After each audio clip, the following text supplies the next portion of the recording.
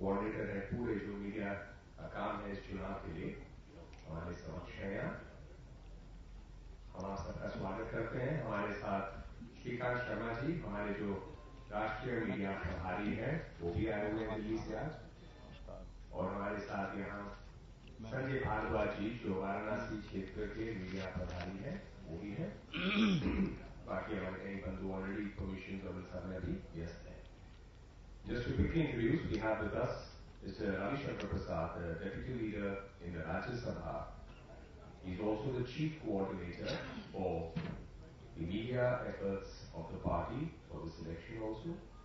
We also have with us Mr. Shrikant Sharma, who is the National Media in charge of the BJP. And Mr. Sanjay Bhardwaj is the in charge of the Kashi Kshetra, where Varanasi constituency is part of it. I'm going to request Raviji, he will be just briefing us primarily on some of the issues related to the nomination of Modi ji tomorrow in terms of the media and its arrangements, and of course he'll be available for any questions after that. I'll request Raviji. मित्रों नमस्कार। पहले मैं अपने सारे पत्रकार मित्र जो स्थानीय हैं और जो बाहर से आए हैं उनसे क्षमा चाहता हूं। मैं बहुत दूर से काशी पहुंचा हूं, थोड़ा मेरा विमान लेट से आया है। मैं भी प्रचार कर रहा हूं देश भर में, लेकिन आपको इंतजार करना पड़ा, मैं आपसे क्षमा चाहता हूं।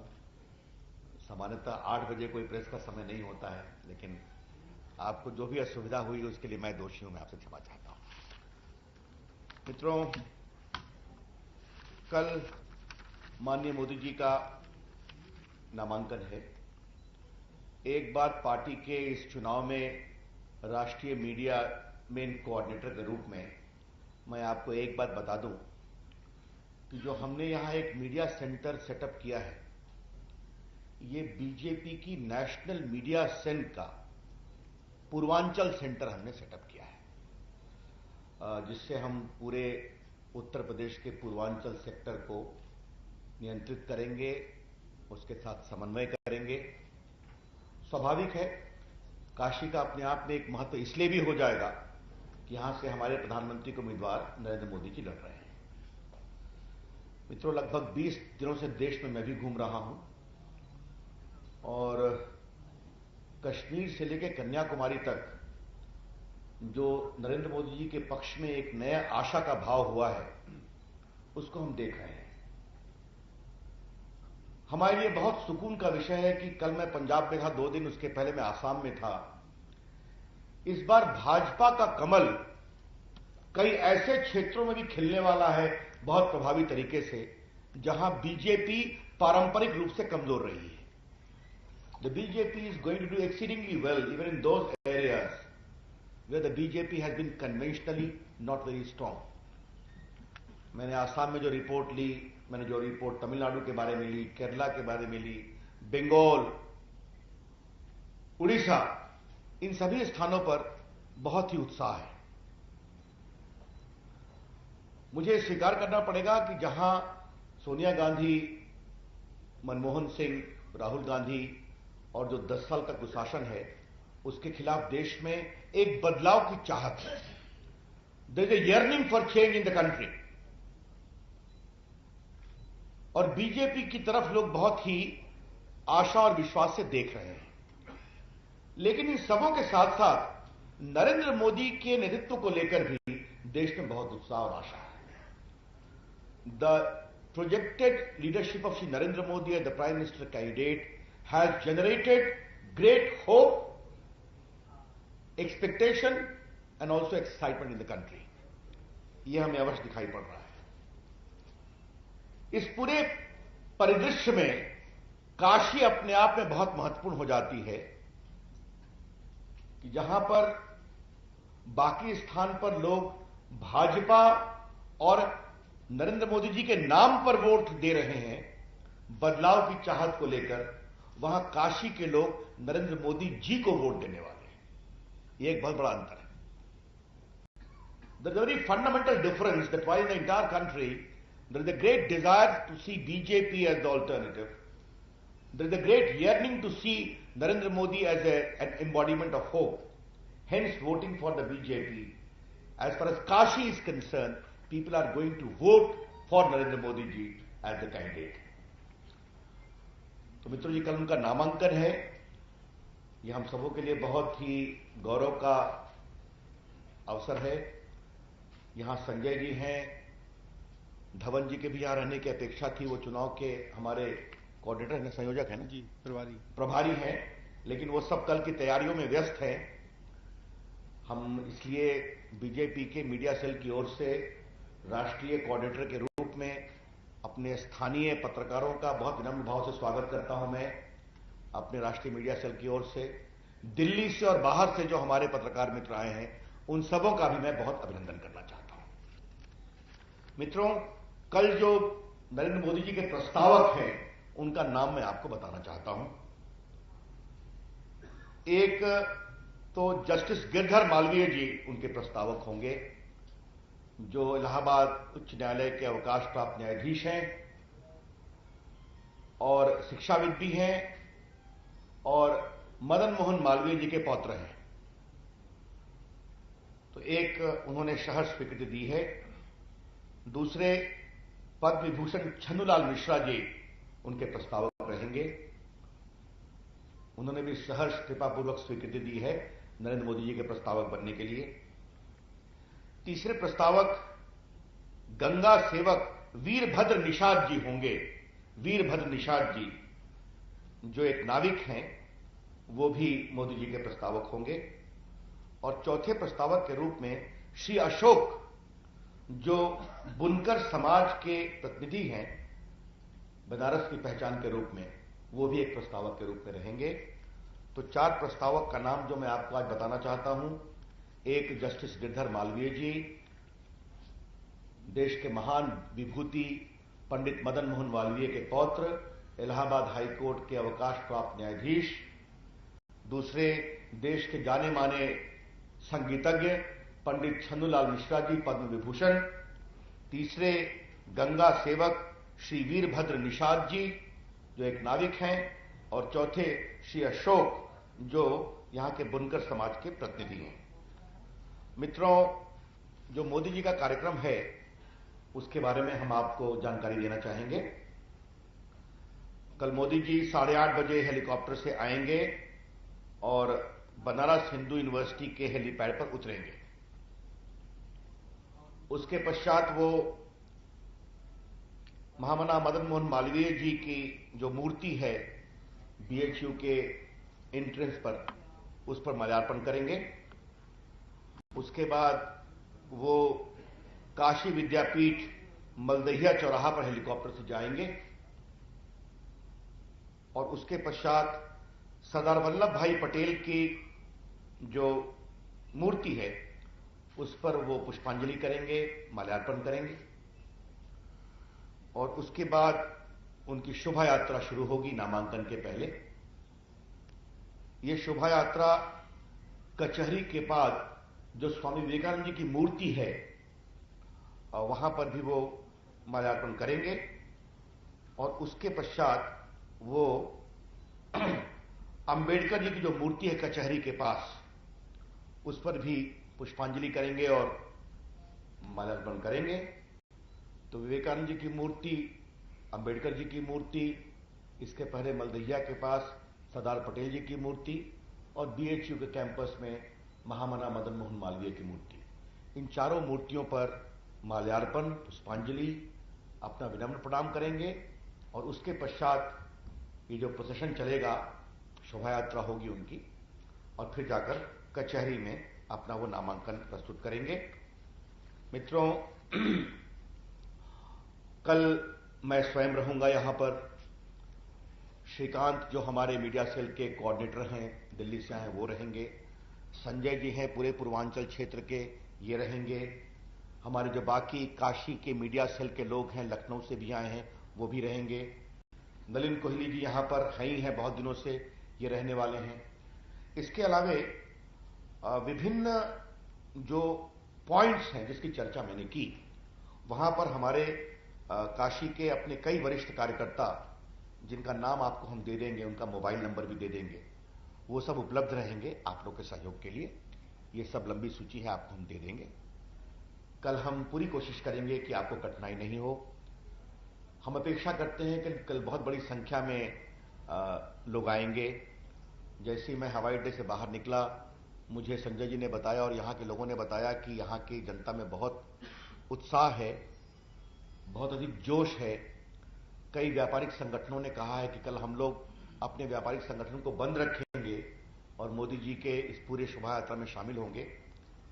तो कल उत्साह का माहौल है। कल देश भी, वैसे तो काशी वाराणसी हिंदुस्तान की संस्कृति का एक शिखर स्तंभ है,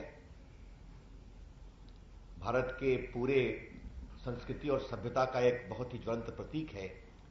लेकिन कल हमारे लिए बहुत सुकून की बात है कि कल स्वयं काशी या वाराणसी जिस नाम से कहा जाए, कल देश के राजनीतिक क्षितिज पर भी बहुत ही प्रामाणिक और प्रभावी चर्चा के रूप में रहने वाले हैं। तो यह हम सबों के लिए बहुत हर्ष की बात है कि मोदी जी यहां से लड़ रहे हैं। मित्रों, ये कल के पूरे कार्यक्रम थे। मैंने कहा आपको ये विषय बता दूं। ये आपको हम कल जो उनकी यात्रा होगी उसका एक रफ स्केच भी आपको दे देंगे अब मेरे प्रेस के बाद। जी, अब एक मिनट, मुझे अपनी ओर से इतना ही कहना था, फिर आपके कोई प्रश्न हो तो बताइए। शोभा यात्रा मलदहिया से ना? मलदहिया से, मलदहिया जी। रोड शो बिल्कुल कही है, रोड शो ही कहा जाए। अब उसे रोड शो कहिए। देखिए, ऐसा है कि भारत की राजनीति में कई चीजें अपने आप हो जाती हैं। मैं बिहार से आता हूं, तो वहां पर रोड शो पिछले 3-4 चुनाव पहले से चलता है। जैसे मैं हंसी में कभी कहता हूं कि ये बिहार का ही देन है कि जो एक बड़ी माला में सबको लगते हैं, ये बिहार से ही शुरू हुआ था। तो अब इसे रोड शो कहिए या जो कहिए, शोभा यात्रा कहिए, जो कहिए।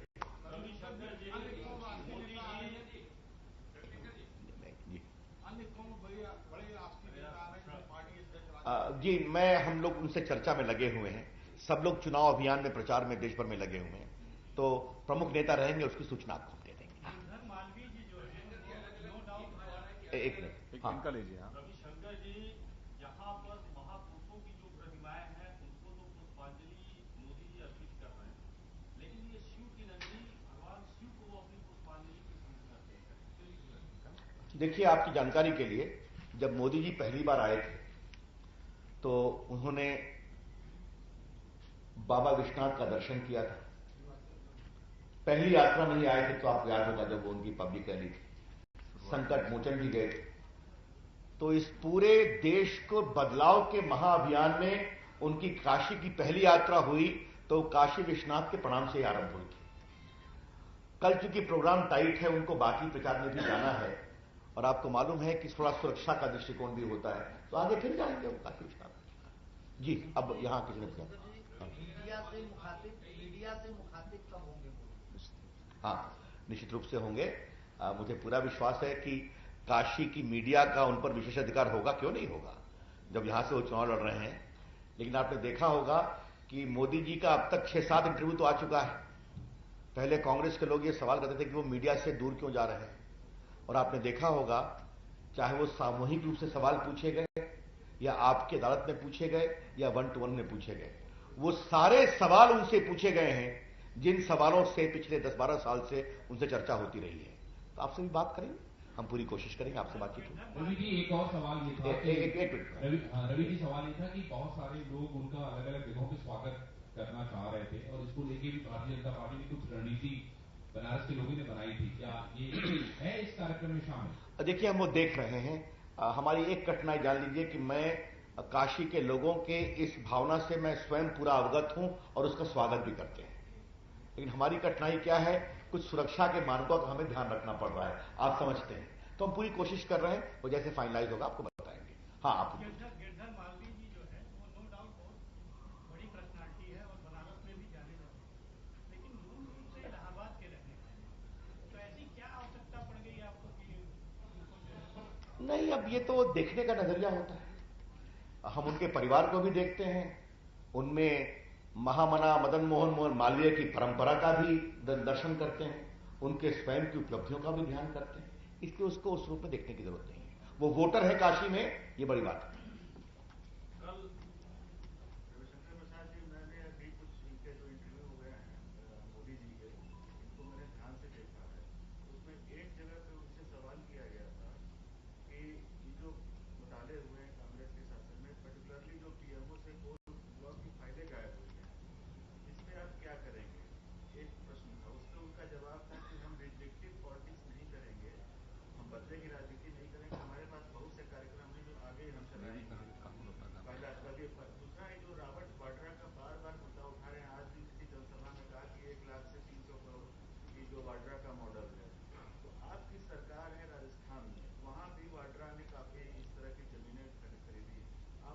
उन्होंने FIR कराई।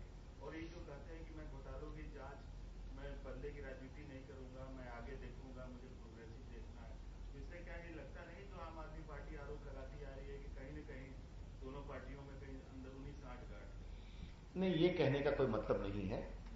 मैं इसको दूसरे दृष्टिकोण से देखना चाहता हूं। नरेंद्र मोदी को पिछले 12 साल में जितना कांग्रेस पार्टी ने टारगेट किया है, और मेरे परिचय में आप जानते हैं कि मैं सुप्रीम कोर्ट का एक वरीय अधिवक्ता भी हूं, देश का कानून मंत्री भी रहा हूं अटल बिहारी वाजपेयी सरकार में, और जिस तरह टारगेट किया गया है मोदी जी को, यह हम सभी जानते हैं। झूठ की बुनियाद पर टारगेट किया गया।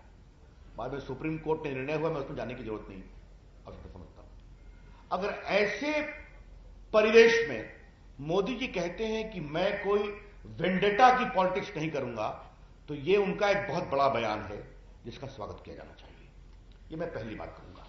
दूसरी बात, जो आपने बात कही, तो आपकी जानकारी के लिए, वसुंधरा राजे की सरकार को कुछ एमपीओ ने कंप्लेन किया था, उसमें मैं भी था, और उसकी जांच वहां हो रही है रॉबर्ट वाड्रा के डीलिंग के बारे में। एक मिनट, तो वो जांच, अब ऐसा है कि ये प्रक्रिया होगी जब एक बार मोदी जी ने कहा है कि वेंडेटा बिल्कुल नहीं करेंगे, लेकिन कानून अपना काम करेगा।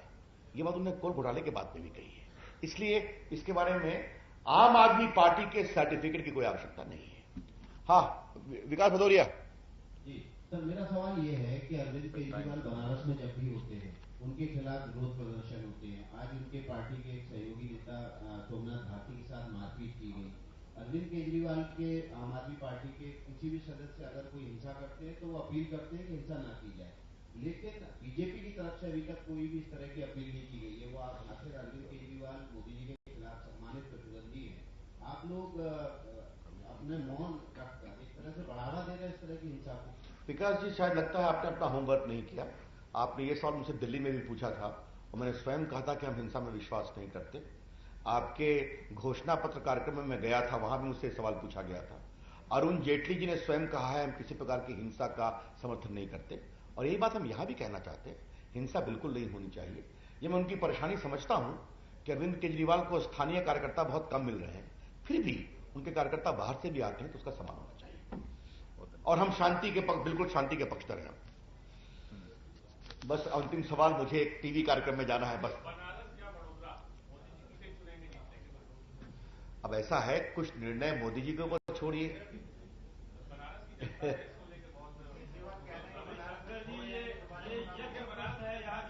देखिए, मैं आपसे इतना ही कह सकता हूं, ये मोदी जी फैसला करेंगे, लेकिन भाजपा के एक कार्यकर्ता के रूप में जो मेरा अनुमान है कि उन्होंने 12-13 वर्षों से गुजरात का बहुत ही सफल नेतृत्व किया है, काशी के प्रति प्रेम के रूप में यहां वो आए हैं, अब बाकी निर्णय वो करेंगे। रविशंकर जी, एक सवाल है, अंतिम सवाल। एक इंटरव्यू में हमने देखा था कि मोदी जी कह रहे थे कि बनारस के मुसलमानों से रूबरू होऊंगा तो उनसे प्यार हो जाएगा, कब रूबरू होंगे? देखिए, मैंने पहले आपको एक बात बता दूं, उन्होंने सिर्फ बनारस के मुसलमानों के संदर्भ में यह बात नहीं कही थी, पूरे देश के मुसलमानों के बारे में कही थी कि मैं हिंदू मुसलमान का तफरका नहीं करता। बनारस के रेफरेंस से आप सही कह रहे हैं, मैं आ रहा हूं, मैं 125 करोड़ हिंदुस्तानियों की बात करता हूं उसी प्रकार से जैसे मैं 6 करोड़ गुजरातियों की बात करता था। तो मैं सबका साथ, सबका विकास की बात करता हूं। जब वो यहां आ रहे हैं, तो आपको याद होगा कि जब काशी में वो पहली रैली में आए थे, तो उन्होंने अपने बनारसी सिल्क के उद्योग करने वाले बुनकरों की बात कही थी।